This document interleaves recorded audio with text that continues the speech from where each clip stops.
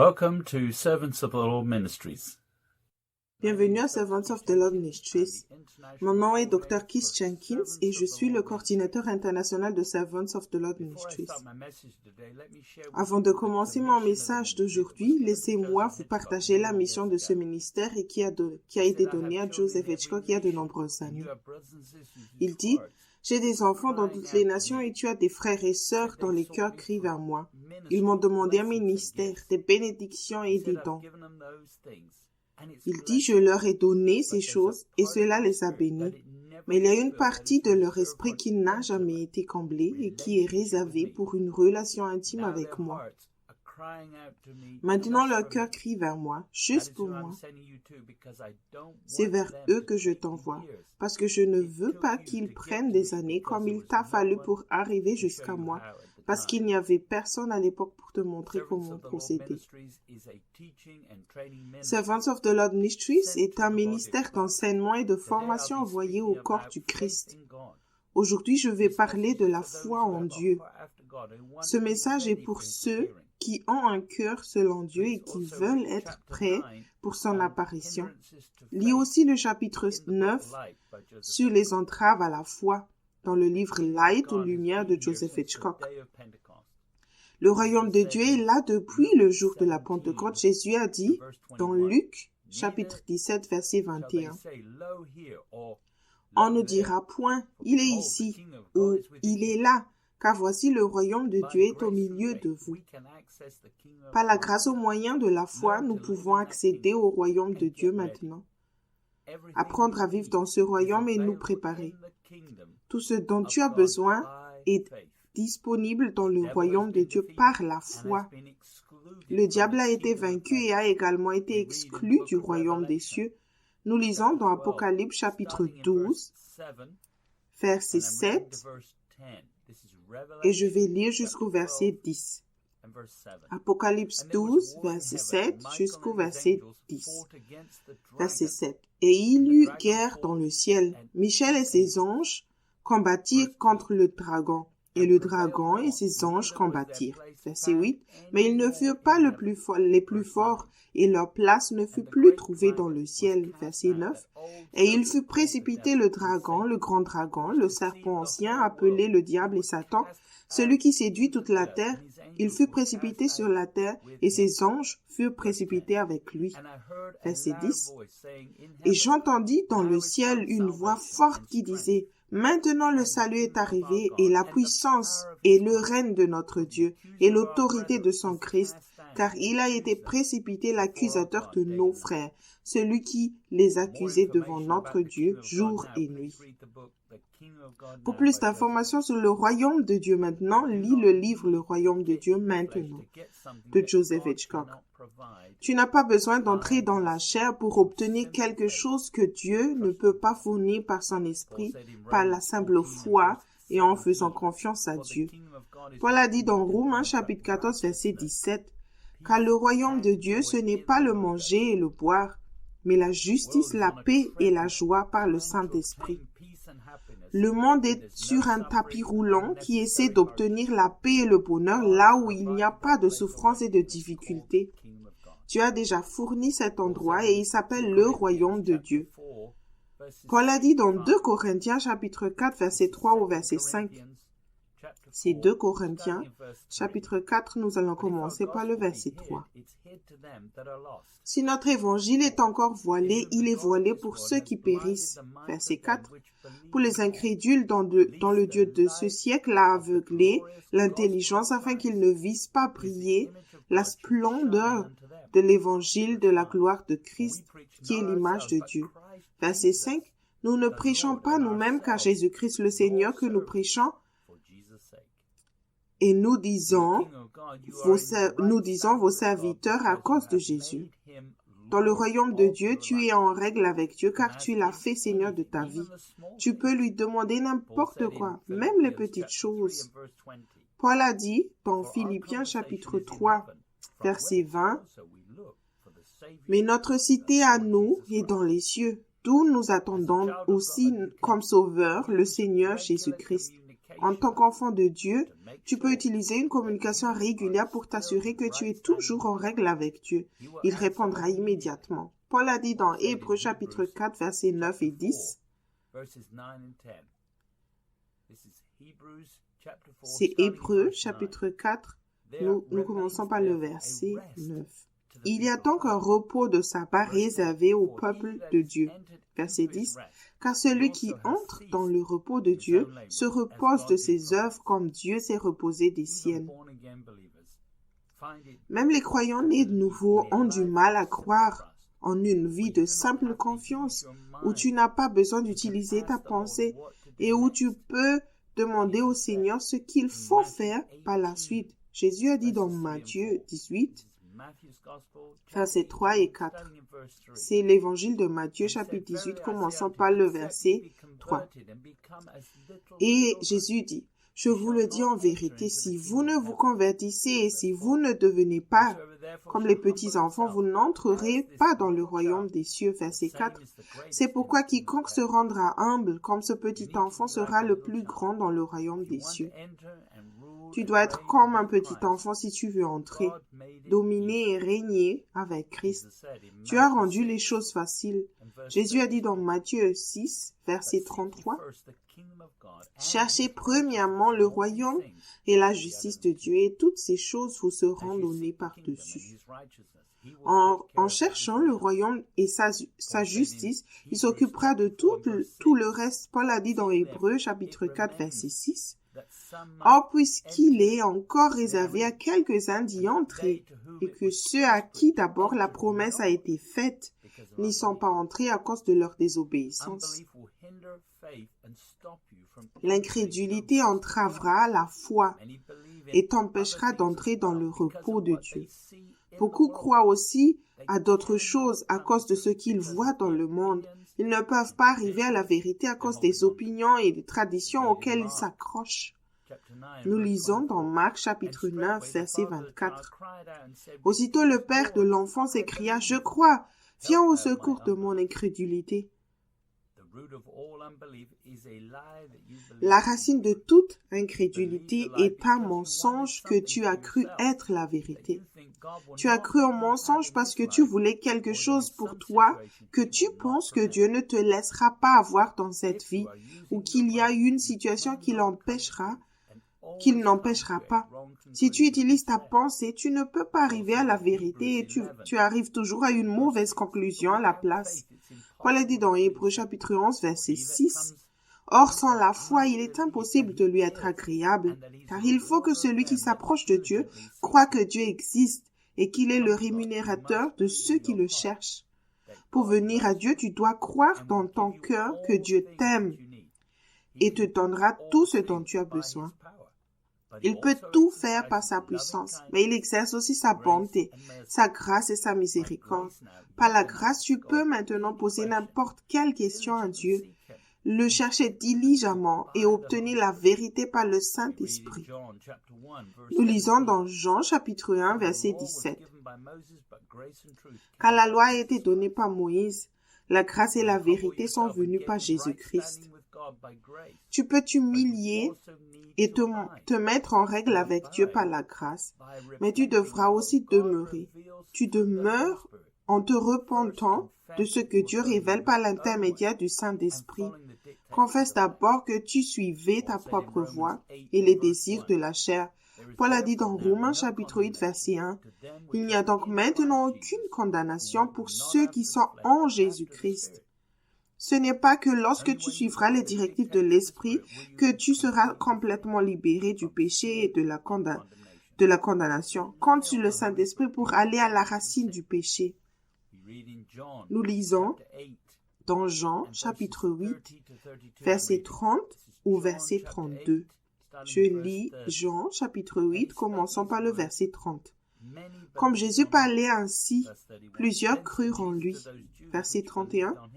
Et il dit aux Juifs qui avaient cru en lui, « Si vous demeurez dans ma parole, vous êtes vraiment mes disciples. » Verset 32. « Vous connaîtrez la vérité et la vérité vous affranchira. » Tu es soit dans le royaume des ténèbres, soit dans le royaume de la lumière. Il n'y a pas de troisième option. Si tu utilises ta pensée pour essayer de diriger ta propre vie à partir de ta nature charnelle, tu es prisonnier du diable et tu vis dans les ténèbres. Tu as besoin de la vérité pour te libérer, même si tu es né de nouveau. Nous lisons dans Jean chapitre 8, versets 33 et 34. Verset 33, ils lui répondirent, nous sommes la postérité d'Abraham, et nous ne fûmes jamais esclaves de personne. Comment dis-tu, vous deviendrez libres? Verset 34, en vérité, je vous le dis, leur répliqua Jésus, quiconque se livre au péché est esclave du péché. Les ténèbres sont partout, mais pas en Dieu. Tu es seulement piégé parce que tu choisis de croire toi-même un mensonge en ne faisant pas confiance à Dieu de tout ton cœur. Jean a dit dans 1 Jean chapitre 1, verset 4 au verset 8. C'est l'épître de Jean, 1 Jean chapitre 1, commençons par le verset 4. Et nous écrivons ces choses afin que notre joie soit parfaite. Verset 5. La nouvelle que nous avons apprise de lui et que nous vous annonçons, c'est que Dieu est lumière et qu'il n'y a point en lui de ténèbres. Verset 6. Si nous disons que nous sommes en communion avec lui et que nous marchons dans les ténèbres, nous mentons et nous ne pratiquons pas la vérité. Verset 7.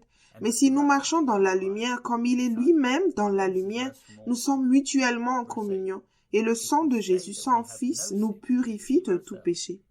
Verset 8. Si nous disons que nous n'avons pas de péché, nous nous séduisons nous-mêmes et la vérité n'est point en nous. Tu devrais déjà être plein de joie car tu fais l'expérience que Dieu prend soin de tout ce dont tu as vraiment besoin en obéissant au Saint-Esprit. Paul a dit dans Éphésiens chapitre 5, versets 8 et 9, verset 8, « Autrefois, vous étiez ténèbres, et maintenant vous êtes lumière dans le Seigneur, marchez comme des enfants de lumière. » Verset 9, « Car le fruit de la lumière consiste à toutes sortes de bonté, de justice et de vérité. » Dans le royaume de Dieu, tu feras l'expérience d'une conviction quotidienne. Tu marches dans la lumière qu'il te donne, et avec son aide, tu vas à la racine des problèmes. Un péché à la fois. En te repentant, tu continues ensuite dans la lumière. Le fruit de l'esprit n'est pas produit par un effort humain, mais en demeurant en Christ. Jésus a dit dans Jean chapitre 15, verset 1 au verset 8. Je lis l'évangile de Jean, chapitre 15, en commençant par le verset 1. Je suis le vrai cep, et mon Père est le vigneron. Verset 2. Tout sarment qui est en moi et qui ne porte pas de fruits, il le retranche. Et tout sarment qui porte du fruit, il l'émonde, afin qu'il porte beaucoup plus de fruits. Verset 3. Déjà vous êtes purs à cause de la parole que je vous ai annoncée. Verset 4. Demeurez en moi et je demeurerai en vous. Comme le sarment ne peut de lui-même porter du fruit s'il ne demeure attaché au cep, ainsi vous ne le pouvez non plus si vous ne demeurez en moi. Verset 5. Je suis le cep, vous êtes les sarments. Celui qui demeure en moi et en qui je demeure porte beaucoup de fruits, car sans moi vous ne pouvez rien faire. Verset 6. Si quelqu'un ne demeure pas en moi, il est jeté dehors, comme le sarment, et il sèche. Puis on ramasse les sarments, on les jette au feu et ils brûlent. Verset 7. Si vous demeurez en moi et que mes paroles demeurent en vous, demandez ce que vous voudrez et cela vous sera accordé. Verset 8. Si vous portez beaucoup de fruits, c'est ainsi que mon Père sera glorifié et que vous serez mes disciples. Beaucoup ont peur de suivre Jésus et d'être taillés à cause de leur propre incrédulité. Ils ne croient pas que Dieu est amour et écoutent plutôt des mensonges à la place. Le diable aide ceux qui se cachent de Dieu à produire des fruits contrefaits pour qu'ils puissent continuer à utiliser leurs propres pensées. Jésus a dit dans Matthieu chapitre 7, versets 15 et 16. Je lis Matthieu chapitre 7, commençant par le verset 15. Gardez-vous des faux prophètes. Ils viennent à vous en vêtements de brebis, mais au-dedans ce sont des loups ravisseurs. Verset 16. Vous les reconnaîtrez à leurs fruits. Cueille-t-on des raisins sur des épines ou des figues sur tes chardons. Ces faux prophètes ressemblent à des moutons, à des brebis, mais ils ne peuvent pas produire le bon fruit sous la pression, même si c'en est de nouveau. Dieu peut te racheter avec la vérité en vivant dans la lumière et en te repentant des œuvres mortes. Jacques a dit dans Jacques 1, chapitre 1, verset 18 au verset 20. Verset 18. Il nous a engendrés selon sa volonté par la parole de vérité, afin que nous soyons en quelque sorte les prémices de ces créatures. Sachez-le, mes frères bien-aimés, ainsi que tout homme soit prompt à écouter, lent à parler, lent à se mettre en colère. Verset 20. Car la colère de l'homme n'accomplit pas la justice de Dieu. Se mettre en colère ou être frustré pendant les périodes de pression est un signe que tu n'as pas la vérité. Tu as été conçu pour obtenir tes réponses de Dieu. Ne consulte pas ta pensée, mais laisse-la d'abord se renouveler. Nous lisons dans Psaume 46, verset 10. Tenez-vous tranquille et sachez que je suis Dieu. Je serai exalté parmi les nations, je serai exalté sur la terre. En gardant ta pensée immobile ou tranquille, Dieu peut déposer n'importe laquelle de ses pensées tournantes dans ta pensée par grâce si tu crois. Si tu peux croire, tu peux recevoir. Si tu ne peux pas croire, tu ne recevras pas. Paul a dit dans Hébreux chapitre 10, verset 16. Voici l'alliance que je ferai avec eux. Après ces jours-là, dit le Seigneur, je mettrai mes lois dans leur cœur et je les écrirai dans leur esprit. Il ajoute, tu es censé écrire des pensées dans ta pensée pour que tu y obéisses. Nous lisons dans Jérémie 29, verset 11. Car je connais les projets que j'ai formés sur vous, dit l'Éternel, projets de paix et non de malheur, afin de vous donner un avenir et de l'espérance. Dieu sait que tu as besoin de paix, et il a le plan qui remplira aussi ton objectif sur cette terre pendant le temps qui reste. Dieu t'aime. Le diable essaie plutôt de te mettre à l'aise en faisant des œuvres ou en suivant des traditions qui ne plaisent pas à Dieu. Paul a dit dans Galates 5, verset 6, car en Jésus-Christ, ni la circoncision ni l'incirconcision n'a de valeur, mais la foi qui est agissante par l'amour. Dans le livre Réveillez-vous, le temps touche à sa fin, volume 1, Fondation pour une maturité spirituelle, dans le chapitre 1, aux pages 15 et 16. Joseph Hitchcock écrit, « Même si tu es un pasteur expérimenté, et mature, recule et assure-toi que les premières œuvres sont établies en toi. Rappelle-toi que ta confiance en Jésus est directement proportionnelle au niveau auquel tu es tombé amoureux de lui et que tu le connais. Lorsque tu l'aimes inconditionnellement, tu le reconnaîtras dans toutes tes voies et lui obéira parce que tu lui fais confiance de tout ton cœur. La vie de foi consiste à suivre Jésus, à tourner le dos à ce monde et à faire confiance à Dieu pour tout ce dont tu as besoin. Nous lisons dans Proverbe 3, verset 5 jusqu'au verset 7. Proverbe 3, nous commençons par le verset 5. Confie-toi en l'Éternel de tout ton cœur et ne t'appuie pas sur ta sagesse. Reconnais-le dans toutes tes voies et il aplanira tes sentiers. Verset 7. Ne sois point sage à tes propres yeux, crains l'Éternel et détourne-toi du mal. Tu ne peux pas faire confiance à Dieu, puis retourner à l'utilisation de ta propre pensée. C'est un rétrograde. Paul a dit dans Hébreux chapitre 10, verset 38 et verset 39. Nous commençons par le verset 38. Et mon juste vivra par la foi, mais s'il se retire, mon âme ne prend pas plaisir en lui. Verset 39.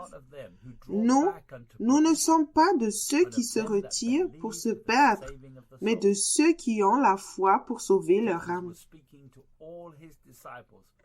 Jésus s'adressait à tous les disciples qui le suivaient. Jésus a dit dans Jean chapitre 15, verset 9 et verset 10. C'est Jean chapitre 15, commençons par le verset 9. Comme le Père m'a aimé, je vous ai aussi aimé. Demeurez dans mon amour. Verset 10. Si vous gardez mes commandements, vous demeurez dans mon amour. De même que j'ai gardé les commandements de mon Père et que je demeure dans son amour. Tu devrais obéir au désir de l'Esprit par amour pour lui. Ton amour demeurera alors et augmentera. Jésus a dit dans Jean chapitre 14, verset 15, « Si vous m'aimez, gardez mes commandements. » Pour plus d'informations sur le développement d'une relation d'amour avec Dieu, lis le livre « Comment croire l'amour » de Joseph Hitchcock. Ce que Dieu te dit de faire n'est jamais difficile. Jean a dit dans 1 Jean chapitre 5, versets 3 et 4. C'est 1 Jean chapitre 5, commençant par le verset 3. Car l'amour de Dieu consiste à garder ses commandements. Et ses commandements ne sont pas pénibles. Verset 4. Parce que tout ce qui est né de Dieu triomphe du monde. Et la victoire qui triomphe du monde, c'est notre foi. Les plans de Dieu fonctionnent toujours car il émane de lui. Il peut voir la fin dès le début. Tout ce qui est né de lui est destiné à réussir. Paul a dit dans 1 Corinthiens chapitre 13, verset 12 et verset 13. C'est 1 Corinthiens chapitre 13, commençant par le verset 12. Aujourd'hui, nous voyons au moyen d'un miroir, d'une manière obscure, mais alors nous verrons face à face. Aujourd'hui, je connais en partie, mais alors je connaîtrai comme j'ai été connu. Verset 13. Maintenant donc ces trois choses demeurent, la foi, l'espérance, l'amour, mais la plus grande de ces choses, c'est l'amour. Ne suis pas ton propre plan. Tu ne peux pas faire fonctionner tes propres plans en utilisant simplement plus de foi. Réfléchis sobrement et arrête de te tromper. Tu dois être capable de rechercher la volonté parfaite de Dieu à la place. Paul a dit Romains 12, versets 2 et 3. C'est Romains chapitre 12, en commençant par le verset 2. Ne vous conformez pas au siècle présent, mais soyez transformés par le renouvellement de l'intelligence afin que vous discerniez quelle est la volonté de Dieu, ce qui est bon, agréable et parfait. Verset 3. Par la grâce qui m'a été donnée, je dis à chacun de vous de n'avoir pas de lui-même une trop haute opinion, mais de revêtir des sentiments modestes selon la mesure de foi que Dieu a départie à chacun. Notre foi vient de Dieu, par la grâce. C'est un don. Ainsi, personne ne peut se vanter. Tout ce que nous avons vient de Dieu. Personne ne sera sauvé en faisant des œuvres. Paul a dit dans Éphésiens chapitre 2, versets 8 et 9. Verset 8, car c'est par la grâce que vous êtes sauvés, par le moyen de la foi, et cela ne vient pas de vous. C'est le don de Dieu. Ce n'est point par les œuvres afin que personne ne se glorifie. Par la foi, tu as aussi reçu le Saint-Esprit. Et Paul a dit dans Galates chapitre 3, versets 1 et 2. Ô Galates dépourvus de sens, qui vous a fasciné, vous aux yeux de qui Jésus-Christ a été peint comme crucifié.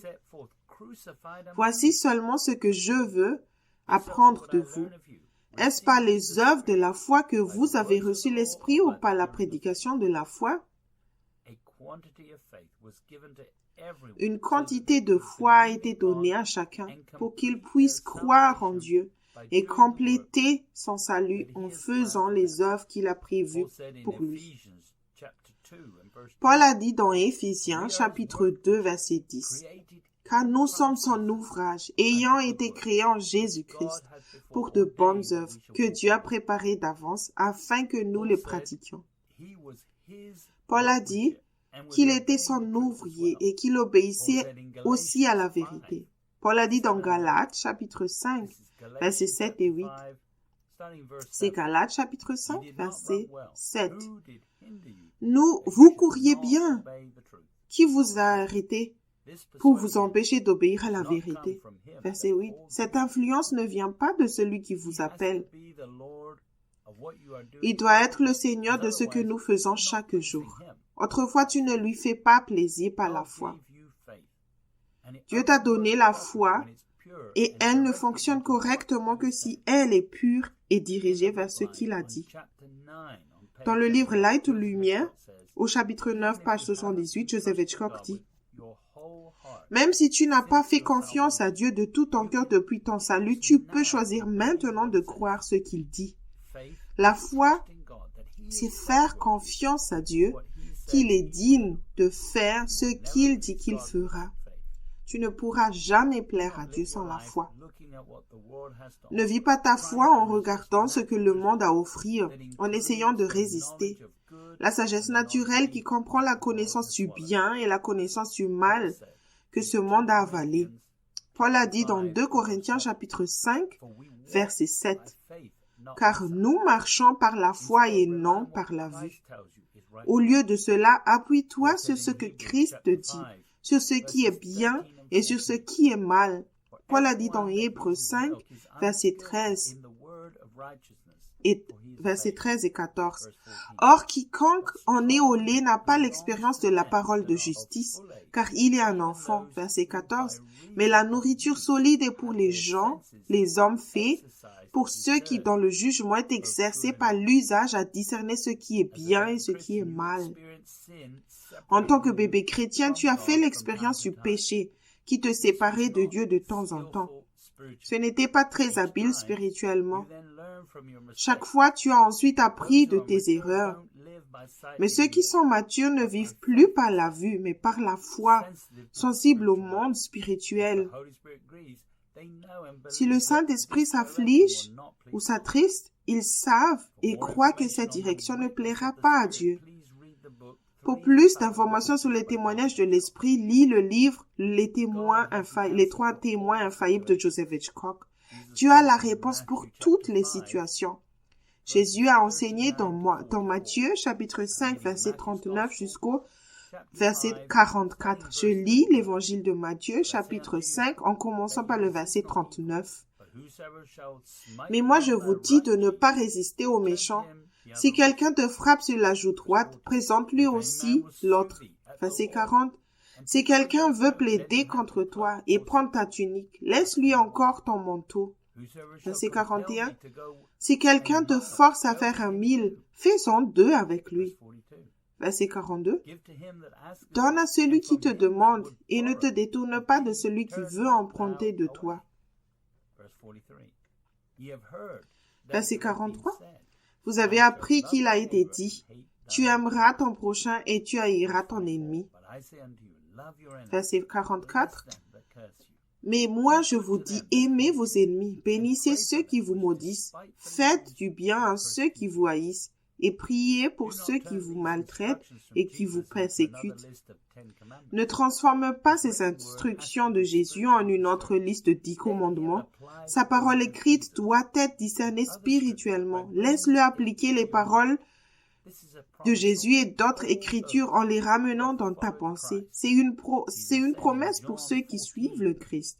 Jésus a dit dans Jean chapitre 14, verset 26, « Mais le consolateur, l'Esprit Saint que le Père enverra en mon nom, vous enseignera toutes choses et vous rappellera tout ce que je vous ai dit. »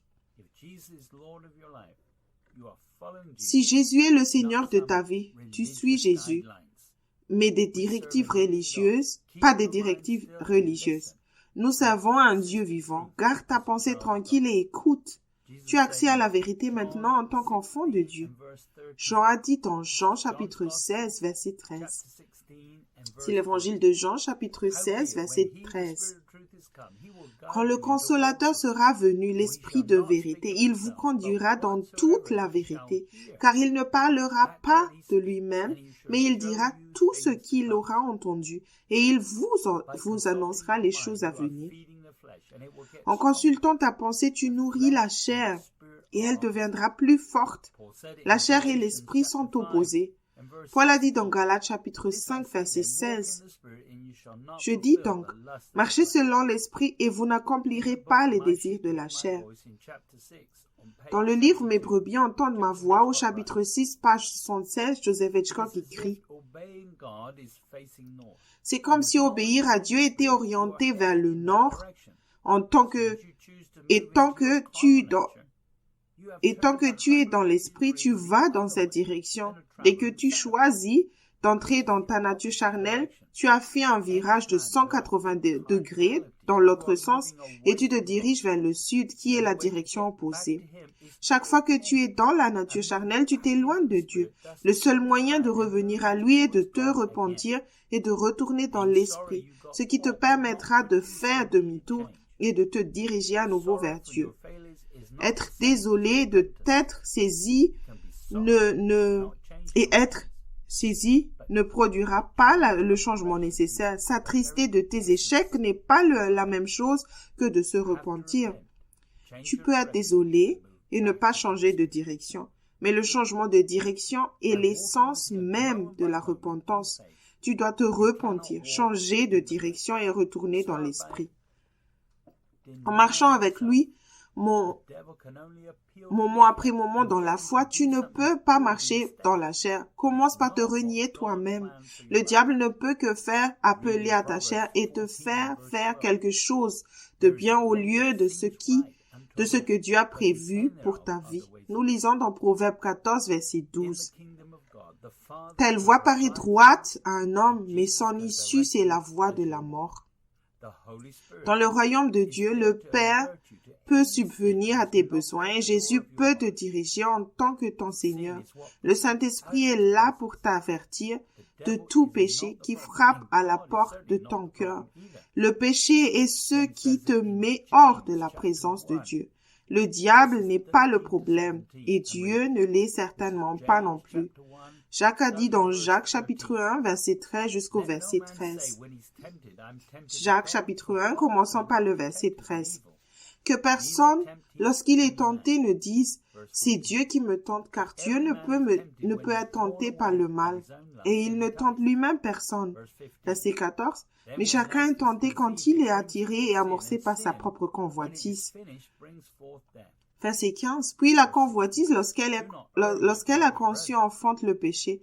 Et le péché étant consommé, produit la mort. Verset 16. Ne vous y trompez pas, mes frères bien-aimés. Toute grâce excellente et tout don parfait descend d'en haut, du Père des Lumières, chez lequel il n'y a ni changement, ni honte de variation. Le problème, c'est la nature charnelle. Dieu est digne de confiance et tu n'as pas besoin de penser à cette vie. Tu as juste besoin d'écouter à la place. Dans le livre La prison dorée, édition révisée, au chapitre 4, page 40, Joseph Hitchcock écrit « La racine de tout péché est ta seigneurie avec sa compréhension naturelle, ses désirs et ses programmes. Tes péchés peuvent être flagrants, subtils. Tu peux être tenté par les convoitises évidentes de la chair ou faire de bonnes œuvres pour être juste en toi-même. Tu peux aussi avoir des désirs personnels qui sont des demandes légitimes, mais au lieu de demander à Dieu de répondre à tes besoins, tu poursuis ces désirs à partir de ta nature charnelle. Faire des choses que tu veux ou désires te séparera de Dieu et tu reviendras esclave du péché. Tu ne crois peut-être pas cela. Les chrétiens charnels croient que Dieu est le problème et que péché revient à s'amuser un peu de temps en temps. Beaucoup croient un mensonge selon lequel tu peux faire un péché de plus et t'arrêter quand même. C'est aussi ce que croient les gens qui sont accros aux cigarettes et qui prennent de la drogue.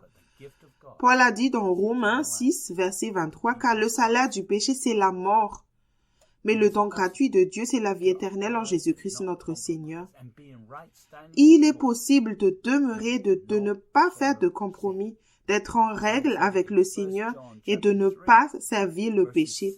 Jean a dit dans Jean chapitre 3, 1 Jean chapitre 3, verset 6 au verset 8. C'est 1 Jean chapitre 3, commençons par le verset 6. Quiconque demeure en lui ne pêche point. Quiconque pêche ne l'a pas connu et ne l'a pas vu. Verset 7. Petits enfants, que personne ne vous séduise. Celui qui pratique la justice est juste, comme lui-même est juste. Verset 8. Celui qui pêche est du diable, car le diable pêche dès le commencement. Le Fils de Dieu a paru afin de détruire les œuvres du diable.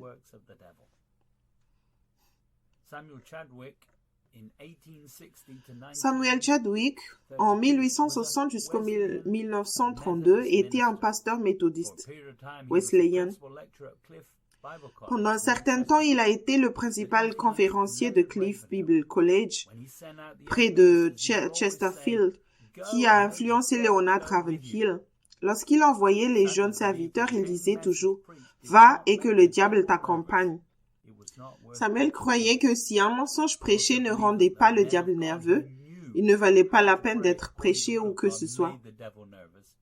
Il croyait aussi que les hommes de Dieu qui savaient prier selon la volonté de Dieu rendaient le diable nerveux, surtout ceux qui écoutaient Dieu. Jésus a dit dans Jean, chapitre 10, verset 27 au verset 29. Je lis l'évangile de Jean, chapitre 10, en commençant par le verset 27. Jésus dit, « Mes brebis entendent ma voix, je les connais, et elles me suivent. » Verset 28, « Je leur donne la vie éternelle, et elles ne périront jamais, et personne ne les ravira de ma main. » Verset 29, « Mon Père qui me les a donnés est plus grand que tous, et personne ne peut les ravir de la main de mon Père. » Seuls ceux qui suivent Jésus ne peuvent pas être arrachés de sa main et ne périssent jamais.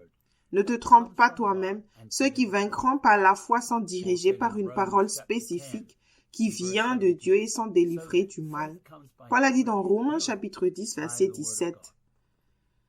Ainsi la foi vient de ce qu'on entend et ce qu'on entend vient de la parole de Christ. Au lieu d'utiliser sa pensée, Paul s'est appuyé sur la grâce de Dieu pour chercher et obtenir des réponses et a obéi à l'Esprit par la foi. Tu as promis de fournir un chemin qui n'inclut pas de compromis. Paul a dit dans 1 Corinthiens chapitre 10, versets 13 et versets 12 et 13. 1 Corinthiens chapitre 10, verset 12. Ainsi donc que celui qui croit être debout prenne garde de tomber.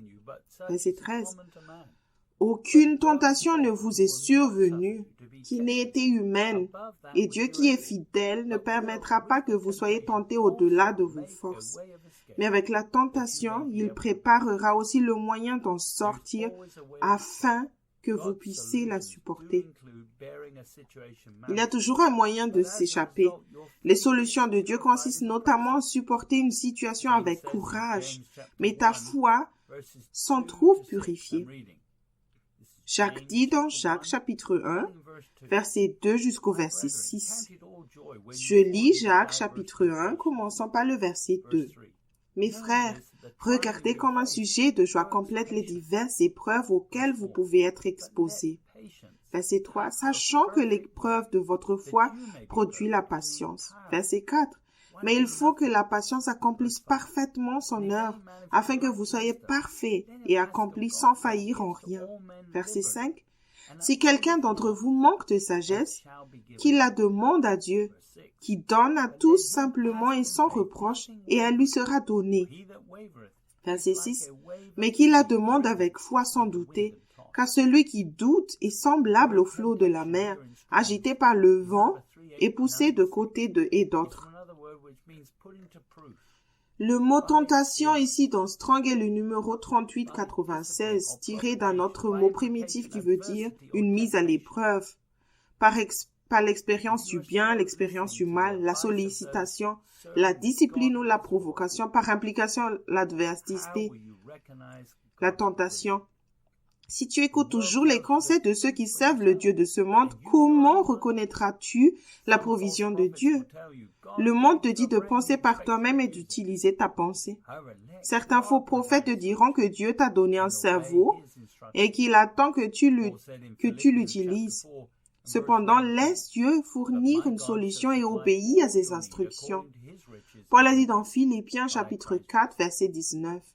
Et mon Dieu pourvoira à tous vos besoins selon sa richesse avec gloire en Jésus-Christ. Fais un compte-rendu de ce que le Seigneur a fourni au quotidien en écoutant Dieu. Inclus les petites bénédictions qui sont arrivées en suivant les ordres de l'Esprit et que tu n'as pas demandé à Dieu spécifiquement. Paul a dit dans 1 Thessaloniciens chapitre 5, verset 16 au verset 18. C'est 1 Thessaloniciens chapitre 5, commençons par le verset 16. Soyez toujours joyeux. Priez sans cesse. Verset 18. Rendez grâce en toutes choses, car c'est à votre égard la volonté de Dieu en Jésus-Christ. Prier n'est pas de dire à Dieu ce qu'il doit faire. C'est un moyen de découvrir ce qu'il veut que tu fasses maintenant en réponse à certaines situations. Tenir un journal de ce qu'il a fait pour toi chaque jour en le suivant t'aidera à renforcer ta foi. David a dit dans Psaume 103, versets 1 et 2. C'est Psaume 103, commençons par le verset 1 de David. Mon âme bénit l'Éternel, que tout ce qui est en moi bénisse son saint nom. Verset 2. Mon âme bénit l'Éternel et n'oublie aucun de ses bienfaits. Si tu es dans la chair tout le temps, tu verras que Dieu ralentit les choses pour essayer de t'amener à te repentir. Jacques a dit dans Jacques chapitre 4, versets 6 et 7. Nous lisons Jacques chapitre 4 en commençant par le verset 6. Il accorde au contraire une grâce plus excellente. C'est pourquoi l'Écriture dit « Dieu résiste aux orgueilleux, mais il fait grâce aux humbles ». Verset 7. Soumettez-vous donc à Dieu, résistez au diable, et il fuira loin de vous. Dieu résistera à ta chair pour te donner plus de temps pour te repentir, car il t'aime. En te retournant et en admettant que tu étais dans la chair, tu peux obtenir le pardon. Jean a dit dans 1 Jean chapitre 1, verset 9, « Si nous confessons nos péchés, il est fidèle et juste pour nous les pardonner et pour nous purifier de toute iniquité. » Ceux qui vivent dans ce monde te disent toujours ce que fait le monde et ne comprennent pas pourquoi tu n'utilises pas les dernières technologies. En ces derniers jours, la technologie disponible ne sera pas sans compromis et sera continuellement améliorée. Jacques a dit dans Jacques chapitre 4, verset 4, « Adultères que vous êtes, ne savez-vous pas que l'amour du monde est inimitié contre Dieu? Celui donc qui veut être ami du monde se rend ennemi de Dieu.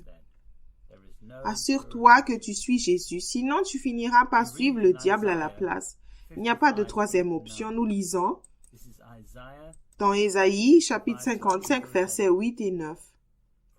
Ésaïe, chapitre 55, en commençant par le verset 8. « Car mes pensées ne sont pas vos pensées, et vos voix ne sont pas mes voix, dit l'Éternel. » Verset 9. « Autant les cieux sont élevés au-dessus de la terre, autant mes voix sont élevées au-dessus de vos voix, et mes pensées au-dessus de vos pensées. » Nous pouvons poser une question à Dieu par grâce, car ses voix sont plus élevées, mais nous ne pouvons pas remettre en question les voix de Dieu.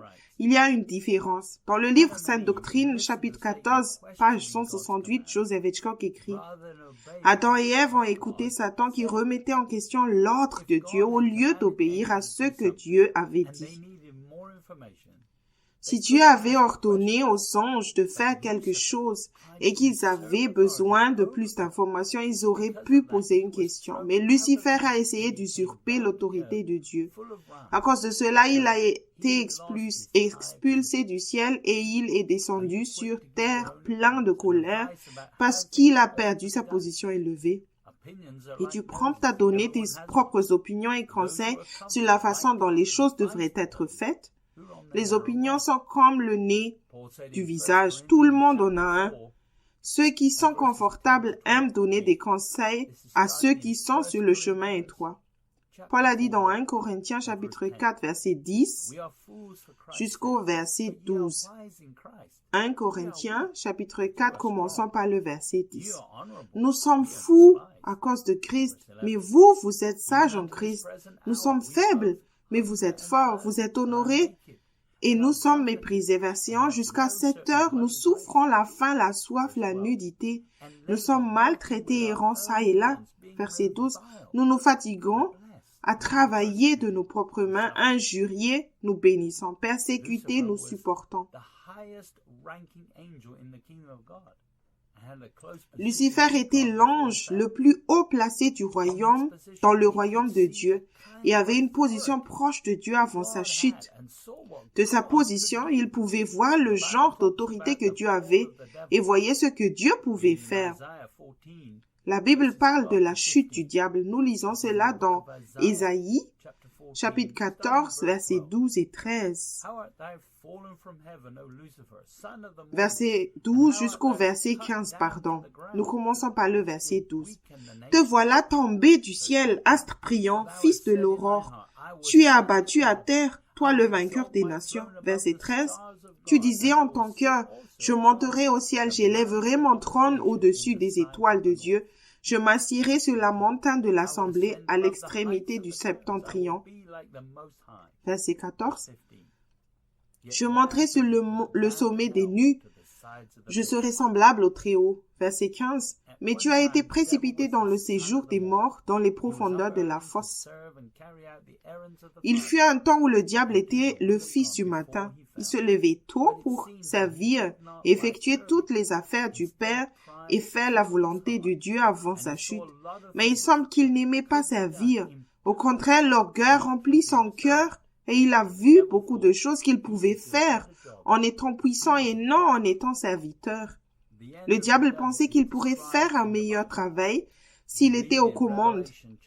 La fin du diable est décrite dans la Bible. Nous lisons dans Apocalypse chapitre 20, verset 10. « Et le diable qui les séduisait fut jeté dans les temps de feu et de soufre, où sont la bête et le faux prophète, et ils seront tourmentés jour et nuit au siècle des siècles. » Le diable finira dans le lac de feu avec tous ses partisans. Le Père aimait Jésus, mais c'était le plan de Dieu pour qu'il meure.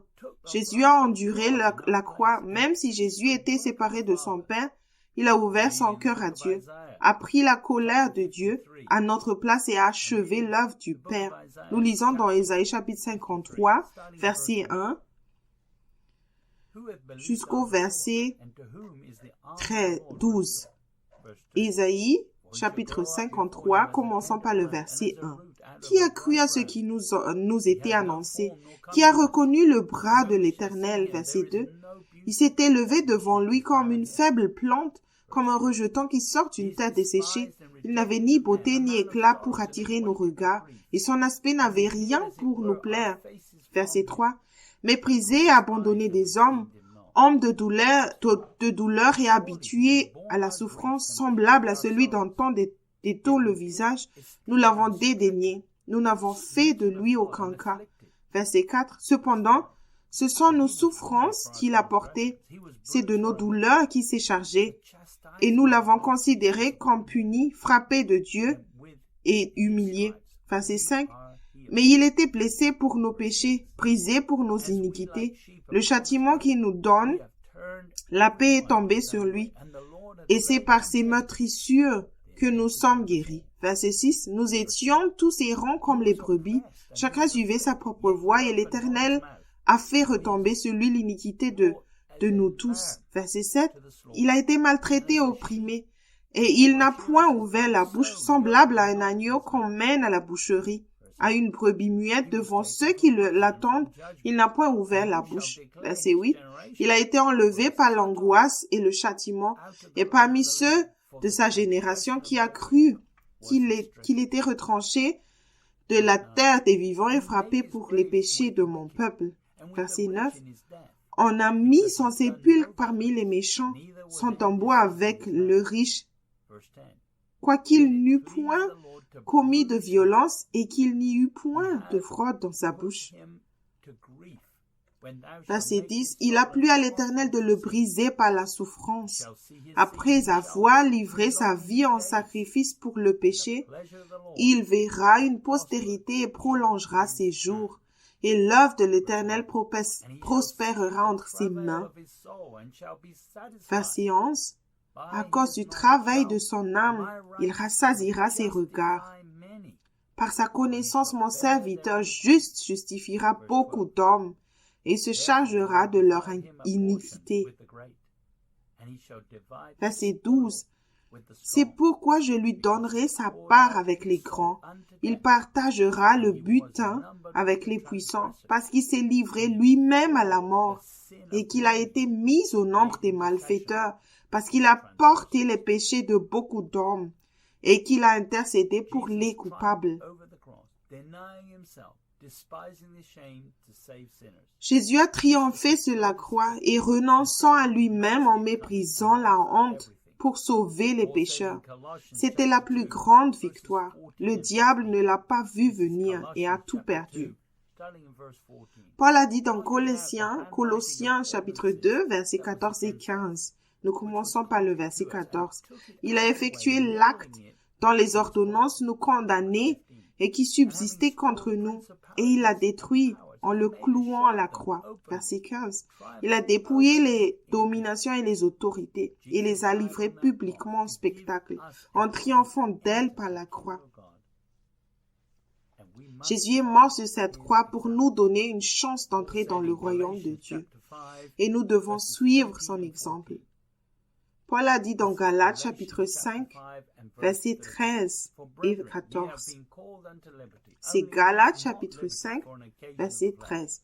Frères, vous avez été appelés à la liberté, seulement ne faites pas de cette liberté un prétexte de vivre selon la chair, mais rendez-vous par l'amour serviteur les uns des autres. Verset 14, car toute la loi est accomplie dans une seule parole. Dans celle-ci, tu aimeras ton prochain comme toi-même.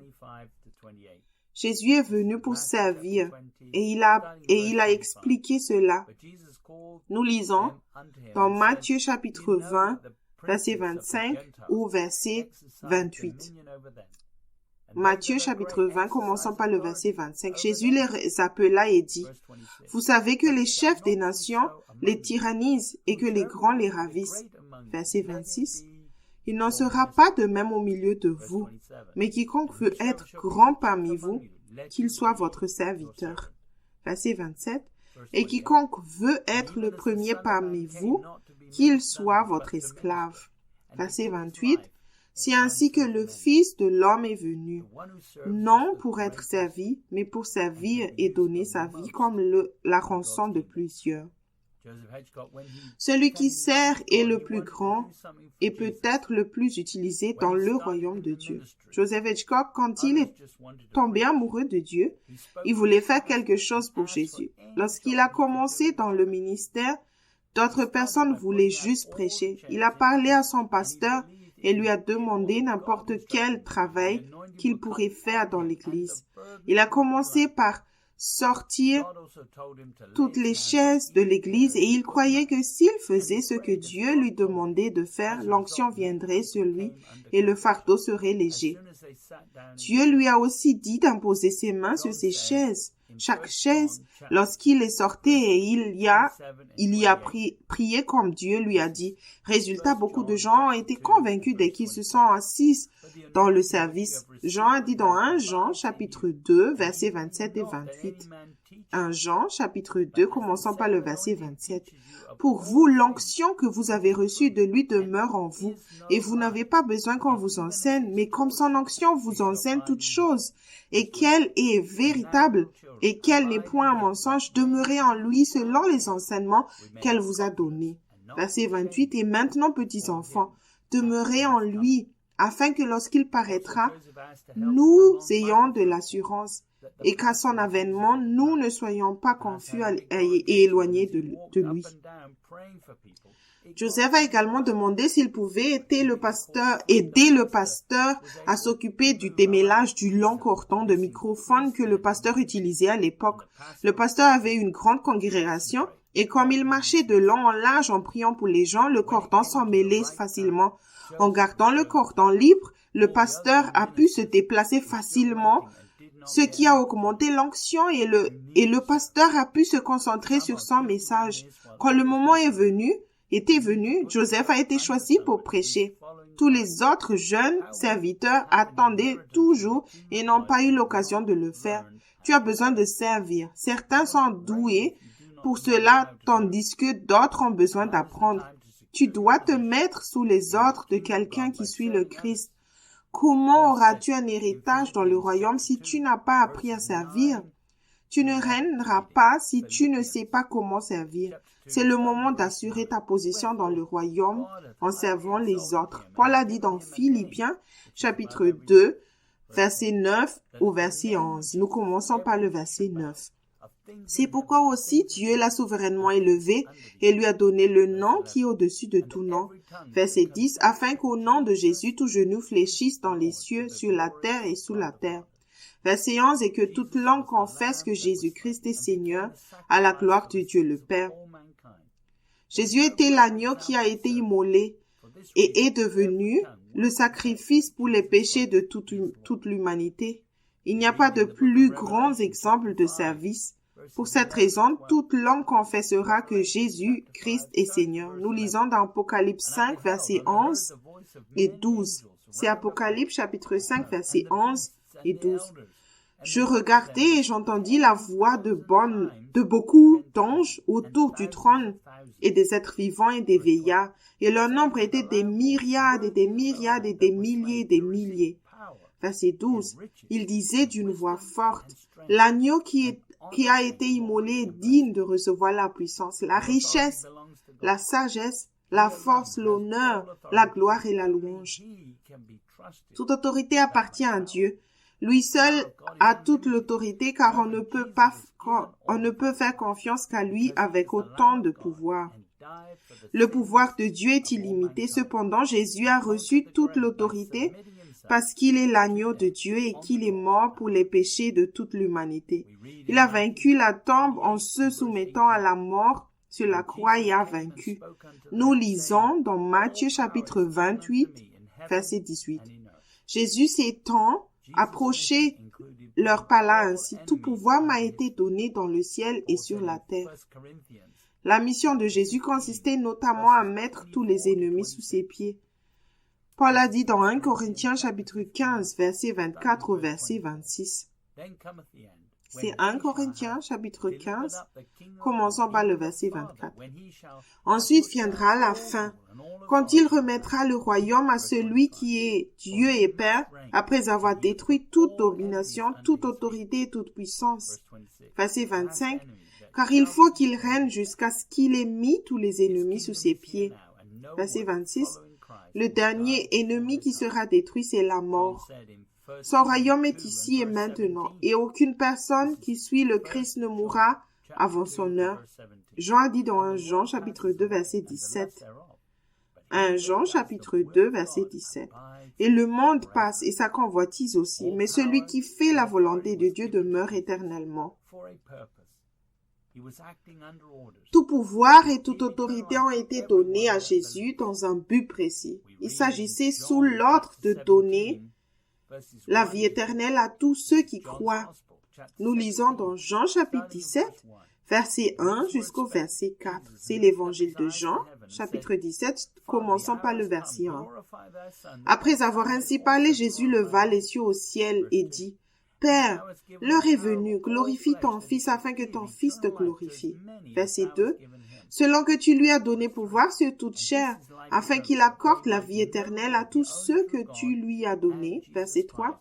« Or, la vie éternelle, c'est qu'ils te connaissent toi, le seul vrai Dieu, et celui que tu as envoyé, Jésus-Christ. » Verset 4. « Je t'ai glorifié sur la terre, j'ai achevé l'œuvre que tu m'as donnée à faire. » Dans le livre La prison dorée, édition et révisée, chapitre 2, page 21 de Joseph Hitchcock, il écrit « Il y a une énorme différence entre être sauvé, mais vivre dans la chair, et se soumettre complètement à la seigneurie de Jésus-Christ en vivant dans l'esprit. Si tu choisis de vivre dans l'esprit en restant humble devant Dieu, Tu pourras profiter des bénédictions de la vie éternelle comme expliqué dans Jean 17, verset 3. Nous vaincrons en nous laissant guider par l'Esprit plutôt qu'en essayant d'obtenir plus de foi. Beaucoup essaient de marcher avec Dieu et ils arrivent à la conclusion que tout ce dont ils ont besoin, c'est de plus de foi. Les apôtres ont posé cette question à Jésus. Nous lisons cela dans Luc, chapitre 17, verset 5 au verset 10. C'est Luc, chapitre 17, nous commençons par le verset 5. Les apôtres dirent au Seigneur, « Augmente-nous la foi. » Verset 6, et le Seigneur dit, « Si vous aviez de la foi comme un grain de sénévé, vous direz à ce sycomore, déracine-toi et plante-toi dans la mer, et il vous obéirait. » Verset 7. Qui de vous ayant un serviteur qui laboure ou paie les troupeaux, lui dira, quand il revient des champs, approche vite et mets-toi à table. Verset 8. Ne lui dira-t-il pas au contraire, prépare-moi un souper, ceins-toi et sers-moi jusqu'à ce que j'aie mangé et bu. Après cela, toi tu mangeras et boiras. Verset 9. Doit-il de la reconnaissance à ce serviteur parce qu'il a fait ce qui lui était ordonné. Verset 10. Vous de même, quand vous avez fait tout ce qui vous a été ordonné, dites, nous sommes des serviteurs inutiles. Nous avons fait ce que nous devions faire. Les disciples avaient vu des miracles, mais beaucoup ont arrêté de suivre le Seigneur à cause des dures paroles. Jésus dit ici qu'il suffit d'une toute petite quantité de foi pour déplacer un arbre. Nous lisons aussi dans Matthieu chapitre 21, versets 21 et 22. C'est l'évangile de Matthieu, chapitre 21, commençant par le verset 21. Jésus leur répondit, « Je vous le dis en vérité, si vous aviez de la foi et que vous ne doutiez point, non seulement vous feriez ce qui a été fait à ce figuier, mais quand vous diriez à cette montagne, ôte-toi de là et jette-toi dans la mer, cela se ferait. » Verset 22. Tout ce que vous demanderez avec foi par la prière, vous le recevrez. La foi de Dieu fonctionne comme elle le doit lorsque tu le représentes, lui et son royaume. Grâce aux épreuves, ta foi sera purifiée afin que tu n'aies pas besoin de plus de foi. La foi qui t'a été donnée l'a été pour que tu puisses choisir qui tu veux servir. Tu n'as plus besoin de servir le diable. Josué dit dans Josué, chapitre 24, verset 14 au verset 15. Maintenant, craignez l'Éternel et servez-le avec intégrité et fidélité.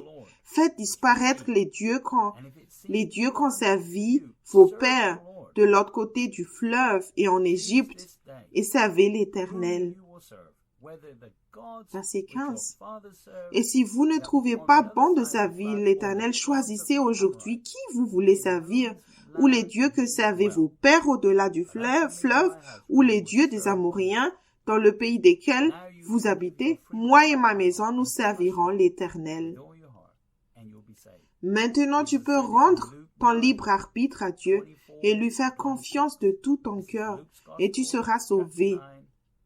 Jésus a dit dans Luc chapitre 9, verset 24 au verset 26. C'est l'évangile de Luc chapitre 9, commençant par le verset 24.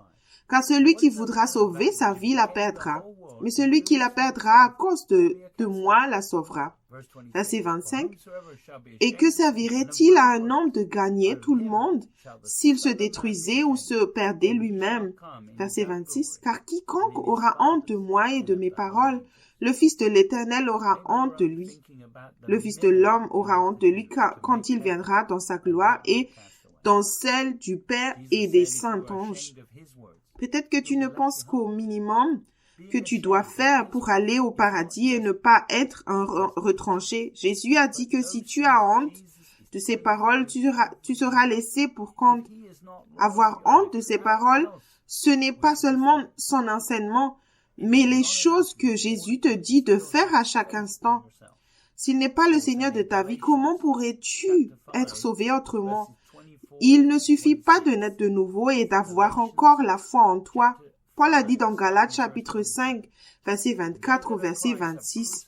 C'est Galates chapitre 5, en commençant par le verset 24. Ceux qui sont à Jésus-Christ sont crucifiés, la chair avec ses passions et ses désirs. Verset 25. Si nous vivons par l'Esprit, marchons aussi selon l'Esprit. Verset 26. Ne cherchons pas une vaine gloire en nous provoquant les uns les autres, en nous portant en vie les uns aux autres. Ceux qui recherchent la vanité offrent une solution rapide basée sur plus de foi et plus de pouvoir dans les grandes assemblées chrétiennes. Cependant, nous devrions être jaloux de celui qui traverse des épreuves et surmonte la tentation. Pierre a dit dans 1 Pierre, chapitre 1, verset 6 au verset 9. 1 Pierre, chapitre 1, commençons par le verset 6. C'est là ce qui fait votre joie. Quoique maintenant, puisqu'il le faut, vous soyez attristés pour un peu de temps par diverses épreuves. Verset 7. Afin que l'épreuve de votre foi, plus précieuse que l'or périssable, qui cependant est éprouvée par le feu, ait pour résultat la louange, la gloire et l'honneur lorsque Jésus-Christ apparaîtra. Verset 8.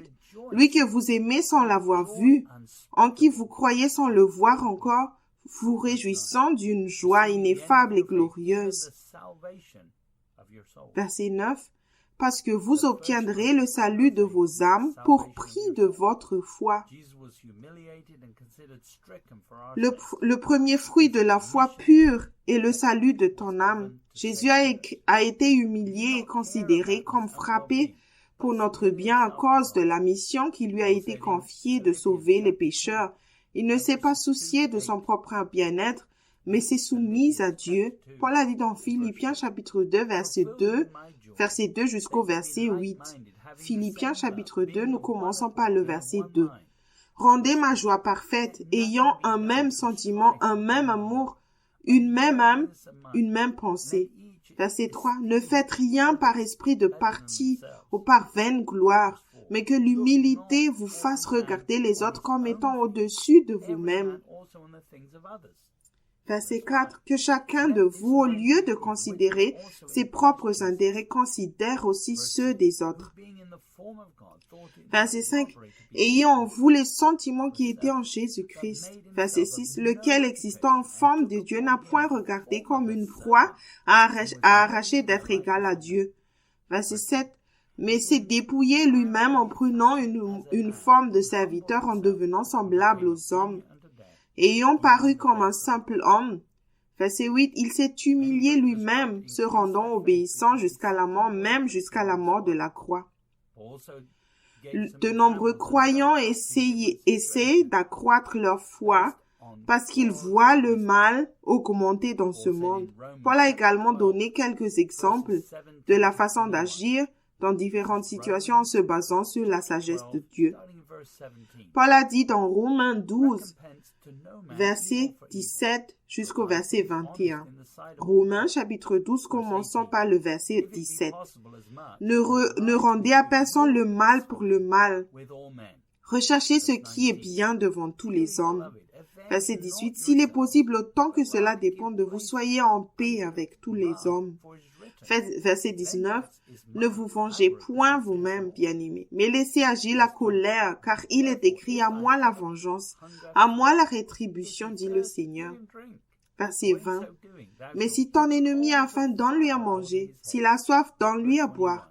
Car en agissant ainsi, ce sont des charbons ardents que tu amasseras sur sa tête. Verset 21. Ne te laisse pas vaincre par le mal, mais surmonte le mal par le bien. Beaucoup supposent que la victoire doit être obtenue par une force plus grande plutôt que par la purification de leur foi en Dieu. Paul a dit dans Hébreux chapitre 12, verset 1 jusqu'au verset 4.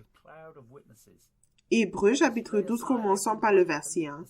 Nous donc aussi, puisque nous sommes environnés d'une si grande nuée de témoins, rejetant tout fardeau et le péché qui nous enveloppe si facilement, et courons avec persévérance dans la carrière qui nous est ouverte, Verset 2. Ayant les regards sur Jésus, le chef et le consommateur de la foi, qui, en vue de la joie qui lui était réservée, a souffert la croix, méprisé l'ignominie et s'est assis à la droite du trône de Dieu. Hébreux 12, verset 3. Considérez en effet celui qui a supporté contre sa personne une telle opposition de la part des pécheurs, afin que vous ne vous laissiez point l'âme découragée. Verset 4. Vous n'avez pas encore résisté jusqu'au sang en luttant contre le péché. Tout ce que tu dois faire, c'est courir la course qu'il a fixée pour toi et être fidèle à tout ce qu'il t'a donné à faire. C'est lui qui commande. Son royaume est ici et maintenant. Alors, tout ce que nous avons à faire est de nous soumettre à Dieu et il s'occupera du reste. Paul a dit dans Romains, chapitre 12, verset 1. Je vous exhorte donc, frères, par les compassions de Dieu, à offrir vos corps comme un sacrifice vivant, saint, agréable à Dieu, ce qui sera de votre part un culte raisonnable. Le plan de Dieu étant d'amener de nombreux fils à la gloire, mais pas sans repentance, transformation et exécution de la volonté de Dieu. Nous lisons dans Jean chapitre 1, verset 12. C'est l'évangile de Jean, chapitre 1, verset 12.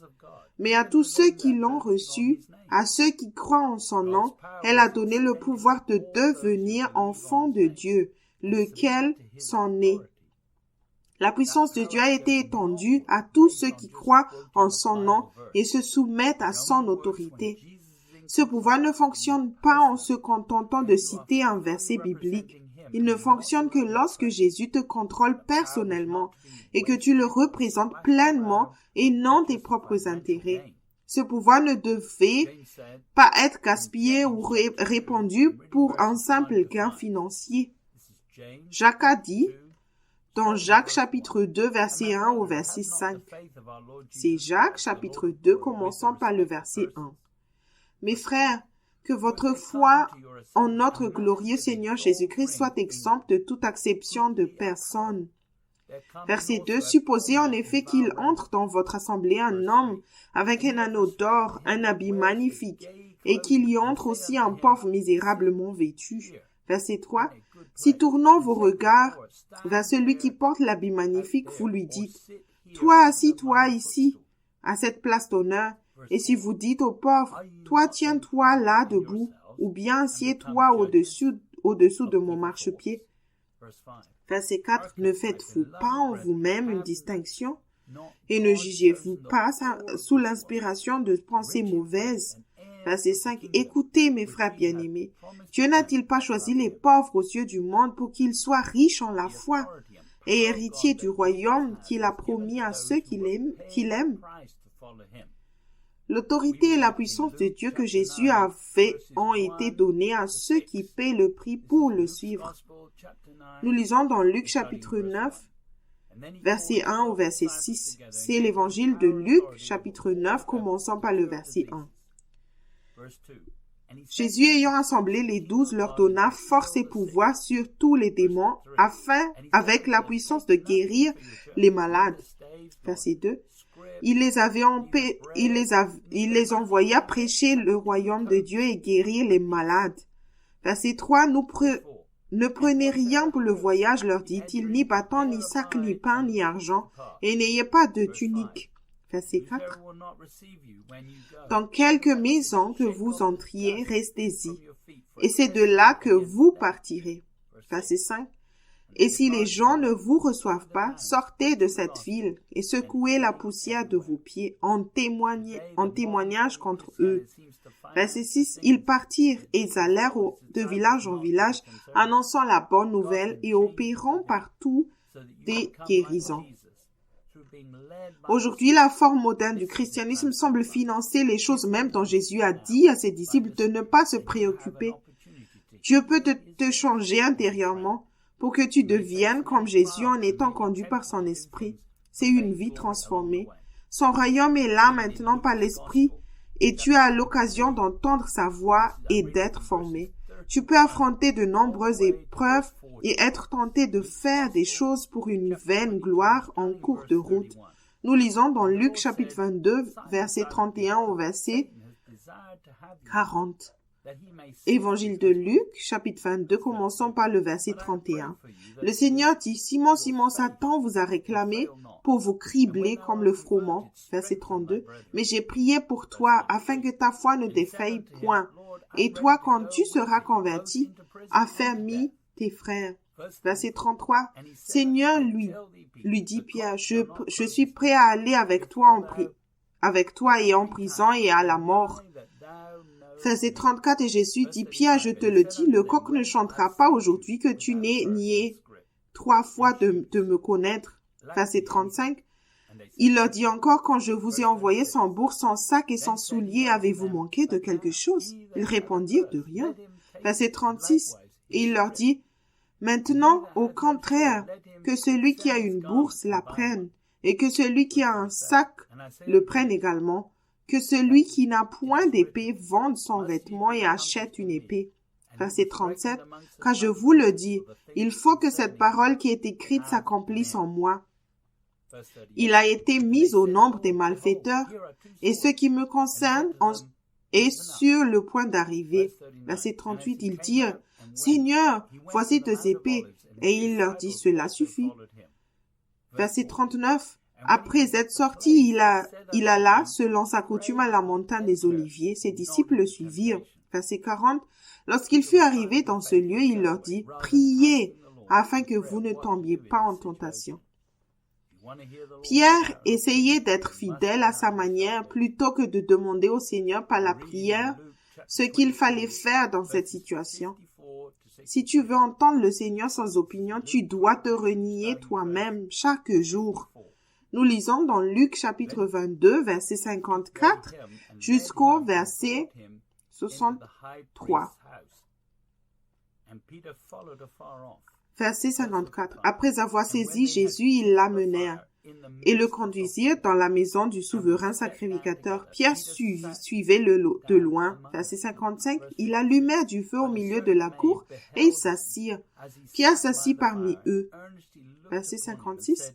Une servante qui le vit assis devant le feu fixa sur lui les regards et dit, « Cet homme était aussi avec lui. » Verset 57. Mais il le nia, disant, « Femme, je ne le connais pas. » Verset 58. Peu après, un autre, l'ayant vu, dit, « Tu es aussi de ces gens-là. » Et Pierre dit, « Homme, je ne suis pas. » Verset 59. Environ 1 heure plus tard, un autre insistait, disant, « Certainement cet homme était aussi avec lui, car il est galiléen. » Verset 60. Puis Pierre répondit, « Homme, je ne sais ce que tu dis. » Au même instant, comme il parlait encore, le coq chanta. Verset 61. Le Seigneur s'étant retourné regarda Pierre, et Pierre se souvint de la parole que le Seigneur lui avait dite. « Avant que le coq chante aujourd'hui, tu me renieras 3 fois. » Verset 62. Et étant sorti, il pleura amèrement. Verset 63. Les hommes qui tenaient Jésus se moquaient de lui et le frappaient. Pierre était un disciple de Christ et a eu une révélation personnelle que Jésus est le Fils de Dieu. Pierre a dit qu'il avait tout abandonné pour suivre le Christ. Jésus priait pour Pierre parce qu'il était sur le point de se retrouver dans la tentation. Le fait d'essayer d'être fidèle pour suivre Jésus après son arrestation a donné à Satan l'occasion de cribler Pierre comme du blé. Jésus a dû intervenir car ce n'était pas quelque chose pour lequel Pierre était prêt et il a fini par renier le Seigneur 3 fois. Jésus nous a appris à prier. Nous lisons cela dans Matthieu chapitre 6, verset 9 au verset 13. C'est l'évangile de Matthieu chapitre 6. Nous commençons par le verset 9. Voici donc comment vous devez prier. Notre Père qui est aux cieux, que ton nom soit sanctifié, que ton règne vienne, que ta volonté soit faite sur la terre comme au ciel. Donne-nous aujourd'hui notre pain quotidien. Verset 12. Pardonne-nous nos offenses, comme nous aussi nous pardonnons à ceux qui nous ont offensés. Verset 13. Ne nous induis pas en tentation, mais délivre-nous du malin. car c'est à toi qu'appartient dans tous les siècles le règne, la puissance et la gloire. Amen. Seul Dieu sait si nous avons ou non une base assez solide pour la tentation à venir. Jésus a dit à tous ses disciples de prier pour ne pas entrer en tentation. Jésus a même dit à Pilate que son royaume n'était pas d'ici et que si c'était le cas, alors ses disciples se battraient pour lui. Donc Jésus ne voulait pas que ses disciples se battent pour lui, mais ils avaient quand même 2 épées. Paul a dit dans 1 Timothée chapitre 6 versets 12 et 18. 1 Timothée chapitre 6, commençons par le verset 12. Combat le bon combat de la foi. Saisis la vie éternelle à laquelle tu as été appelé et pour laquelle tu as fait une belle confession en présence d'un grand nombre de témoins. Verset 13. Je te recommande devant Dieu qui donne la vie à toutes choses et devant Jésus-Christ qui fit une belle confession devant Ponce Pilate de garder le commandement. Joseph, dans son enseignement sur le fait d'être un bon soldat, explique qu'il faut savoir quand appeler des renforts et de l'aide. Parfois, il faut simplement baisser la tête et faire profil bas pendant que Dieu s'occupe de la mauvaise situation par la prière. Paul dit dans Romains chapitre 10, verset 1 au verset 4. C'est Romains chapitre 10, commençons par le verset 1. Frères, le vœu de mon cœur et ma prière à Dieu pour eux, c'est qu'ils soient sauvés. Verset 2, je leur rends le témoignage qu'ils ont du zèle pour Dieu, mais sans intelligence. Verset 3, ne connaissant pas la justice de Dieu et cherchant à établir leur propre justice, ils ne se sont pas soumis à la justice de Dieu. Verset 4, car Christ est la fin de la loi pour la justification de tous ceux qui croient. Pierre est tombé dans la tentation en partie par zèle, mais il n'a pas fini comme Judas car il suivait Jésus. Pierre s'est retourné vers Dieu en se repentant, en s'appuyant sur les paroles du Christ. De plus, je crois que Pierre savait qu'il n'y avait pas de condamnation venant du visage de Jésus lorsqu'il le regardait, car il était proche de Jésus. Judas n'était pas si proche et n'a pas cherché à se repentir car il ne croyait pas que son péché pouvait être pardonné. Paul a dit dans 1 Timothée chapitre 6 versets 10 et 11. 1 Timothée chapitre 6, commençons par le verset 10. Car l'amour de l'argent est une racine de tous les maux. Et quelques-uns, en étant possédés, se sont égarés loin de la foi et se sont jetés eux-mêmes dans de bien des tourments. Verset 11. Pour toi, homme de Dieu, fuis ces choses et recherche la justice, la piété, la foi, l'amour, la patience, la douceur. Judas a commencé à suivre Jésus-Christ, mais il a fini par être un disciple du diable suivant le mouvement, servant l'argent et le ministère. Lorsque Judas est venu trahir Jésus par un baiser, il a dit à Judas que c'était son heure de tentation. Il semble que tous les disciples aient été confrontés à la tentation. On a dit à Pierre d'utiliser son témoignage de vainqueur de la tentation pour aider le reste des disciples. Tous les autres disciples ont fui en laissant Jésus mourir sans se battre et avaient besoin d'être renforcés. Jésus a dit dans Apocalypse chapitre 3, versets 10 et 11. Parce que tu as gardé la parole de la persévérance en moi, je te garderai aussi à l'heure de la tentation qui va venir sur le monde entier pour éprouver les habitants de la terre. Verset 11, je viens bientôt. Retiens ce que tu as, afin que personne ne prenne ta couronne. Si tu gardes sa parole, Jésus te gardera aussi quand tu affronteras ton heure de tentation. Cette couronne est quelque chose que tu peux emporter avec toi. Jésus veut que tu aies cette couronne et il t'aidera à l'obéir aussi. Jacques a dit dans Jacques chapitre 1, verset 12, « Heureux l'homme qui supporte patiemment la tentation, car après avoir été éprouvé, il recevra la couronne de vie que le Seigneur a promise à ceux qui l'aiment. » Essayer d'être fidèle dans la chair ne fonctionnera pas. La seule façon d'être fidèle est de tout faire par l'esprit. Il y a un temps pour se tenir debout et un temps pour baisser la tête et prier. Dans le livre « Réveillez-vous », Le temps touche à sa fin, volume 1, Fondation pour une maturité spirituelle, Joseph Hitchcock dit à la page 28. Lorsque Dieu t'appelle, ce qui signifie qu'il t'invite à le servir, le Saint-Esprit est libéré pour t'enseigner et te préparer. Lorsque tu te qualifies par ton obéissance, tu es alors choisi, ce qui signifie que tu es accepté. Une fois que tu es accepté, Dieu commence à te former dans son école et il t'autorise à fonctionner dans l'œuvre qu'il choisit. Si tu es fidèle, alors te donnera plus d'occasions d'obéir. Rappelle-toi, à qui l'on donne beaucoup, on demande beaucoup. Le royaume de Dieu est ici maintenant par l'Esprit afin que nous puissions apprendre à fonctionner par la foi et utiliser la grâce de Dieu pour apprendre à vivre dans le royaume de Dieu. Certains croyants insensés laissent tout à la dernière minute. Tu ne peux pas laisser le salut de ton âme à la dernière minute et devenir super spirituel. Commence à penser à ton avenir dès maintenant car ce monde est en train de disparaître.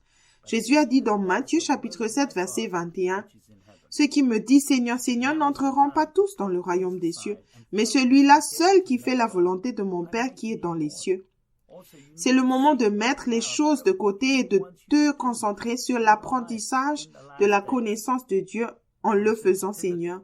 Tu dois aussi chercher Dieu maintenant pour savoir ce qu'il veut que tu fasses dans ta vie.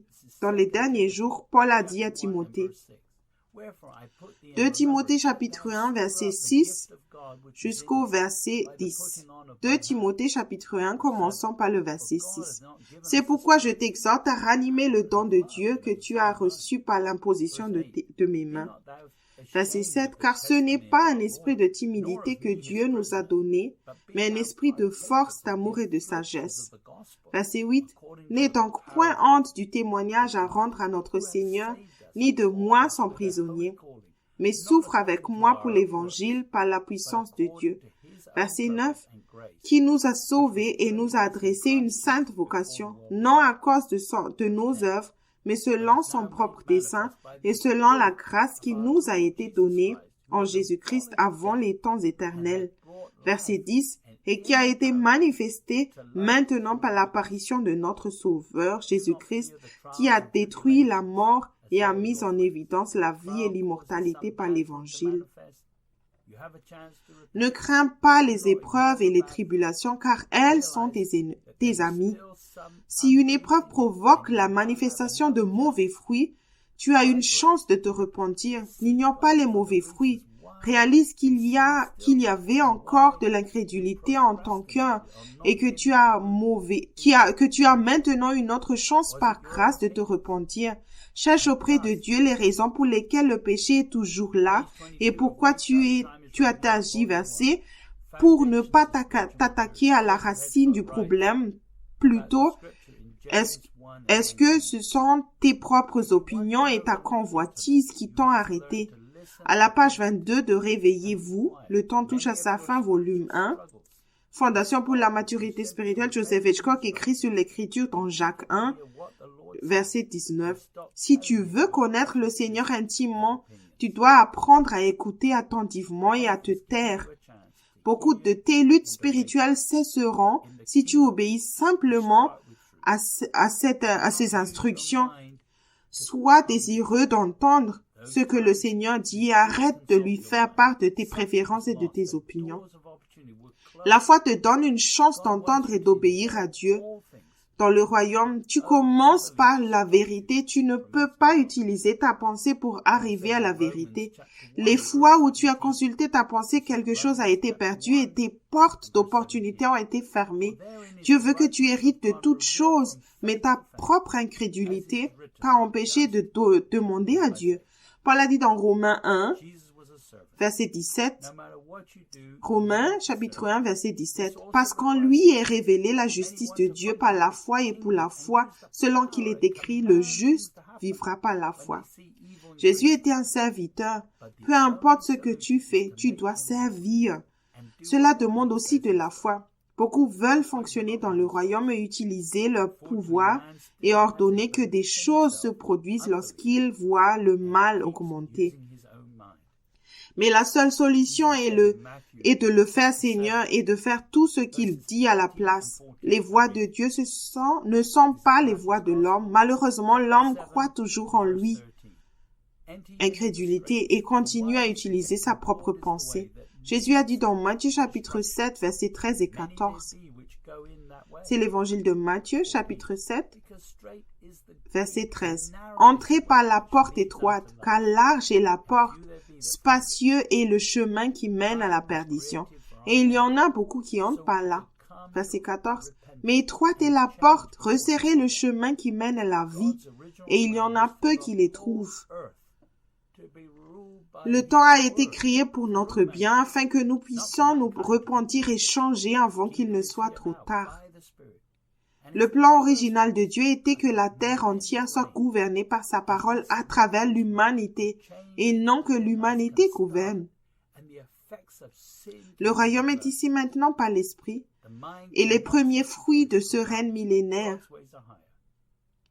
En nous soumettant à sa volonté, le changement en nous peut commencer et les effets du péché peuvent être inversés. La pensée naturelle ne peut te libérer des ténèbres, mais les voies de Dieu sont plus élevées.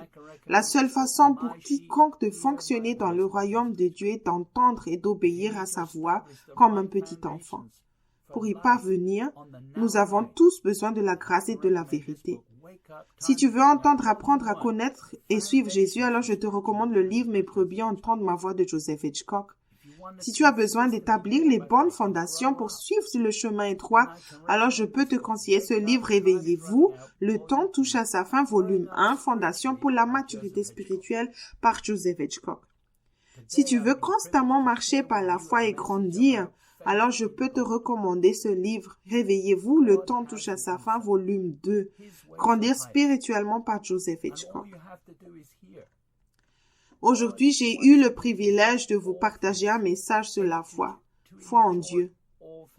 Dieu a la réponse. Son chemin est plus haut que le nôtre. Tout ce que tu as à faire est d'écouter. Dieu veut que tu hérites de toutes choses, de se réjouir de toutes choses. Il veut que tu sois dans le repos.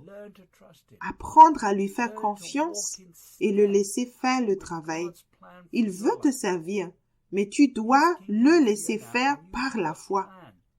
Écouter sa voix. Apprendre à lui faire confiance. Apprendre à marcher pas à pas avec le plan de Dieu pour ta vie. Son royaume est ici maintenant et tu as un plan pour ta vie. Abandonne ce plan et reçois son plan. Il te révélera son plan étape par étape. Juste aie confiance et obéis, et suis-le. Laisse-moi prier avec toi maintenant, car je sais que beaucoup ne croient pas que Dieu est amour. Ils ne croient pas en Dieu. Ils n'ont pas foi en Dieu, car ils ne savent pas que Dieu les aime. Si tu peux croire aujourd'hui que Dieu t'aime vraiment, je crois que ta vie en Dieu sera totalement transformée. Père Céleste, je sais qu'il y a beaucoup qui écoutent ce message. Je prie pour eux maintenant, que cette parole qu'ils ont entendue pendant que je suis allé par ces Écritures, Père, tu as parlé à eux par ton esprit. Comme tu as touché leur cœur, ils ne sentent aucune condamnation. Ils sentent juste ton amour quand le Saint-Esprit se déploie sur eux. Et ils savent que tu les as appelés à vivre une vie simple de foi et de confiance. Père, je prie pour eux pour être courageux et de croire, de faire confiance et d'obéir. Qu'ils soient fidèles et soient trouvés fidèles dans les derniers jours. Dans le nom précieux de Jésus. Amen. Que Dieu te bénisse et merci beaucoup d'avoir écouté. À la fin, tu peux trouver les Écritures et certaines informations sur le ministère aussi bien que nos coordonnées. Que Dieu te bénisse dans le nom de Jésus. Amen.